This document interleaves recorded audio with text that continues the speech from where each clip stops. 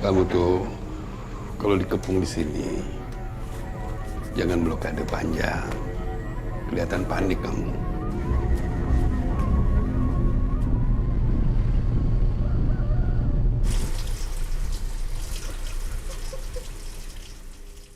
Pertama kali denger autobiografi itu muncul di berbagai nominasi Piala Citra 2022 dan singkatnya dia menangin skenario original terbaik. Wah, penasaran dong kayak gimana filmnya? Karena film ini malah melalang buana ke festival luar negeri duluan dan akhirnya baru pulang kampung ke Indonesia dan itu pun screening di JEFF ke-17 akhir November lalu. Sempet kehabisan tiket tapi untung ada additional screening, gue akhirnya bisa nonton. Pertanyaannya, apakah emang sebagus itu film autobiografi?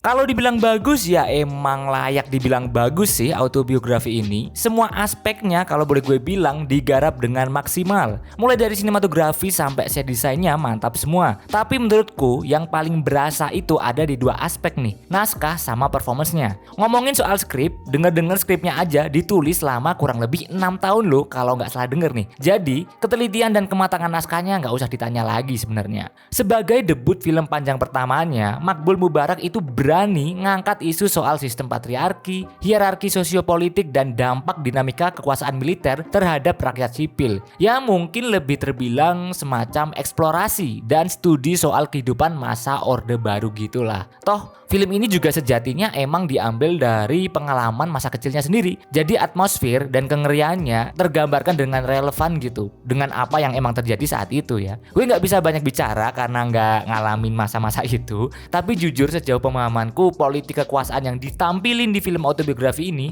emang bener adanya dan bahkan bisa relate dengan sejarah di realita kehidupan negara kita. Oke, Rokib, pemuda yang hidup sendiri. Ayahnya masuk penjara dan kakaknya seorang TKA. Mau gak mau dia harus mengurus rumah milik majikannya, Jenderal Purnawinata. Yang mana keluarganya Rokib itu udah mengabdi dari generasi ke generasi. Jenderal Purna ini jenderal yang udah pensiun dan sekarang mencalon jadi kepala daerah Bojonegoro gitu. Lama-kelamaan Rokib deket dengan Jenderal Purna. Ia menjadi mentor lah dalam kehidupan Rokib. Bahkan layaknya menjadi figur ayah yang hilang. Hingga suatu momen nih, poster pemilunya Jenderal Purnama dirusak karena Rokib respect sama Jenderal Purna. Tanpa babi bu was-was Rokib pun langsung nyari pelakunya nih. Tapi momen setelah kejadian itu yang mengubah total pandangan hidup Rokib. Oke, bagi gue nonton autobiografi itu rasanya kayak jadi Rokib. Kita bener-bener bakal kagum sekaligus terintimidasi sama filmnya. Bahkan sejak dari adegan pembukaannya aja udah ngasih first impression yang kuat nih. Nggambarin apa yang bakal kita rasain sepanjang film nantinya. Bahwa perlahan-lahan itu kita dibawa ke setiap suasana yang kelihatannya kalem, tenang, berwibawa. Tapi sebenarnya bahaya dan ngeri-ngeri sedap cuy. Semua tampak dieksekusi dengan elegan, bahkan hati-hati nih. Karena kalau meleset dikit aja nih kayaknya arah filmnya bakal beda deh. Alih-alih pakai adegan dramatis, eksplorasi sana sini, ngomongin sana sini secara gamblang, film ini fokus nyampeinnya pakai interaksi dua orang ini doang nih dari awal sampai akhir. Tiap dialog-dialog mereka itu ngena. Tapi itu udah lebih dari cukup sih mempresentasikan dinamika kekuasaan yang dimaksudkan di film ini. Jenderal Purna itu seorang yang tegas, manipulatif, berwibawa, dihormati atau bahkan lebih tepatnya ditakuti masyarakat sih ya.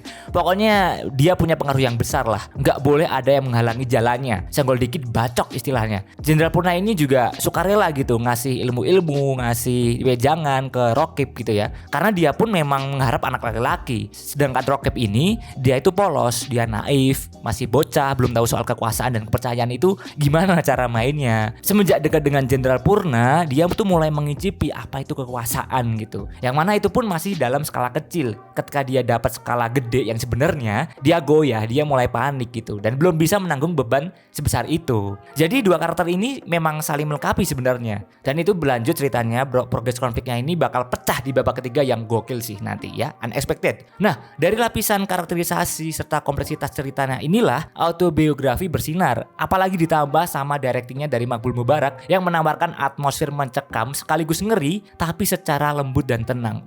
Mantep kan? Terus yang bikin makin kerasa filmnya tambah hidup dan realistis itu karena chemistry Kevin Abdilova sama Arswendi Bening Suara yang bapak anak beneran ini mah. Tiap gerak-gerik mereka, ekspresi minor wajah mereka, pokoknya tiap kali ada momen mereka berdua di layar itu kerasa banget aura-aura nggak nyaman tapi nagih untuk dilihat gitu, kayak penasaran gitu. Apa ya? Kayak gitu deh, intinya performance mereka believable, chemistry mereka kuat gitu. Terus nggak cuma ceritanya yang udah menarik, tapi filmnya juga sinematik nih ya. Sinematografi dan tiap detail di autobiografi itu mendukung jalan ceritanya secara visual. Kayak contohnya pengambilan gambar lewat kaca gitu kan, metafora main catur, pakai atribut seragam militer, sama tone warnanya yang dominan warna abu-abu dan gelap gitu, yang mempresentasikan kesendirian atau tengah-tengah antara hitam dan putih, baik dan buruk. You know what I mean lah. Terus scoring musiknya juga makin menambah rasa tegang dan mencekam di momen-momen yang tepat eksekusinya. Kesimpulannya, autobiografi itu adalah debut film panjangnya Makbul Mubarak yang nggak nyangka, berani dan solid gitu. Drama thriller yang mencekam soal penyalahgunaan kekuasaan, dan film ini tuh menjadi film esensial untuk sinema Indonesia dan memiliki pesan moral nggak cuma buat negeri kita tercinta doang, tapi universal juga bisa sih. Recommended banget pokoknya buat ditonton kalau udah tayang nanti. Jadi sabar ya, kalian bakal bisa nonton kok autobiografi ini di awal tahun 2023 di bulan Januari kalau nggak salah. Selamat menunggu, jangan lupa semua kembali ke selera, perspektif dan tujuan dalam menonton film.